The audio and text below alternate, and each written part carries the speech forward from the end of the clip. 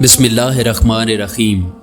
حضرت جنید بغدادی رحمۃ اللہ علیہ ایک دن مسجد میں بیٹھے تھے کہ ایک شخص نے ان سے کہا، حضرت آپ کا واعظ صرف شہر میں کام کرتا ہے یا اس کے اثرات جنگل میں بھی ہوتے ہیں؟ حضرت جنید بغدادی رحمۃ اللہ علیہ نے اس بات کی وضاحت چاہی تو وہ کہنے لگا کہ چند آدمی جنگل کے فلاں مقام پر موجود ہیں، انہوں نے ناچ گانوں کی محفل سجا رکھی ہے اور شراب پی کر مست ہو رہے ہیں۔ حضرت جنید بغدادی رحمۃ اللہ علیہ یہ سن کر منہ لپیٹ کر جنگل کی طرف چل دیے۔ جب وہ مطلوبہ مقام پر پہنچے تو دیکھا کچھ لوگ شراب کے نشے میں مست تھے، ناچ گانا ہو رہا تھا۔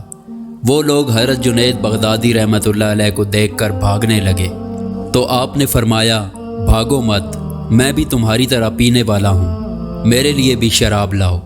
شہر میں تو پی نہیں سکتا، اس لیے سب سے چھپ کر یہاں آیا ہوں۔ حضرت جنید بغدادی رحمۃ اللہ علیہ کی بات سن کر وہ لوگ رک گئے۔ پھر ان میں سے ایک نے کہا، افسوس، شراب تو ختم ہو گئی ہے، اگر آپ کہیں تو شہر سے منگوا دی جائے۔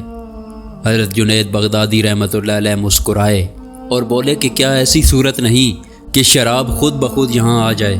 ان میں سے ایک نے کہا، ہم میں تو ایسا کمال نہیں ہے کہ شراب خود بخود حاضر ہو جائے۔ آپ نے کہا کہ کیا میں تمہیں وہ بات سکھا دوں کہ شراب خود بخود یہاں آ جایا کرے اور تم اس کا مزہ لو؟ یہ سن کر سب لوگ حیرت سے ایک دوسرے کو دیکھنے لگے۔ آخر ایک نے کہا کہ ضرور سکھائیں، یہ کمال تو ضرور بتائیں۔